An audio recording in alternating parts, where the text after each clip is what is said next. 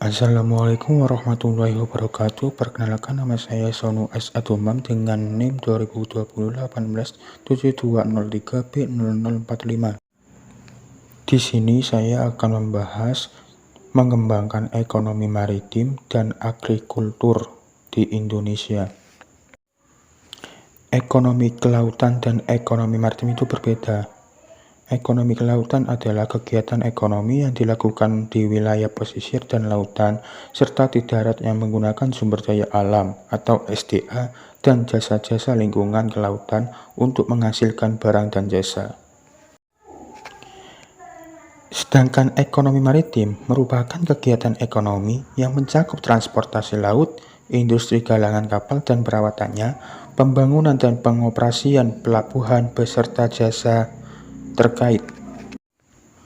Adapun beberapa sektor yang ada dalam lingkup ekonomi maritim di Indonesia, yaitu sektor pelayaran, sektor perikanan, dan sektor pariwisata bahari.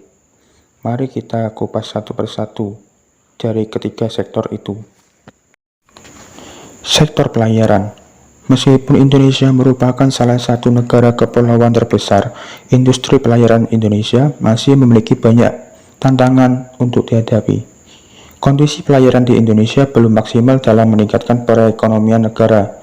Selain karena fasilitas kapal angkut yang belum memadai, sistem pelabuhan di Indonesia juga harus terus diperbaiki. Sektor perikanan. Sektor perikanan merupakan salah satu sektor yang cukup berkembang. Kementerian Kelautan dan Perikanan juga sudah mengadakan gerakan makan ikan, dengan harapan adanya peningkatan yang konsisten di sektor perikanan dan semakin populernya ikan sebagai bahan makanan di Indonesia. Sektor pariwisata bahari. Jika pariwisata bahari di Indonesia dapat dimaksimalkan, maka akan menimbulkan banyak dampak positif seperti terserapnya lapangan pekerjaan, meningkatkan minat investor di bidang pariwisata, dan meningkatkan devisa negara dengan masuknya wisatawan asing. Salah satu contoh pariwisata bahari adalah Raja Ampat, Papua. Akan tetapi, sektor pariwisata bahari juga belum dikembangkan dengan maksimal. Untuk selanjutnya akan membahas ekonomi agrikultur. Ekonomi agrikultur merupakan upaya peningkatan perekonomian dengan memberdayakan sektor pertanian.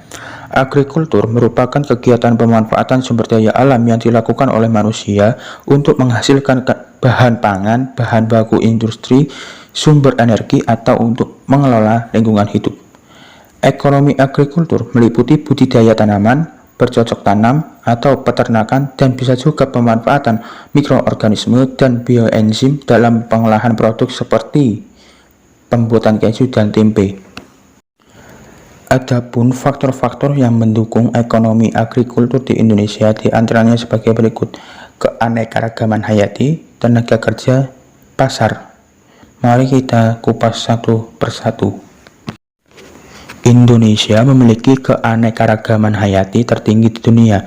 10% dari spesies tumbuhan berbunga, 12% spesies mamalia, 16% reptil dan amfibi, serta 17% burung di dunia terdapat di Indonesia. Potensi sumber hayati yang berasal dari tumbuhan terdiri dari 400 jenis tanaman penghasil buah, 370 jenis tanaman penghasil sayuran, 70 jenis tanaman berumbi, dan 55 jenis tanaman rempah.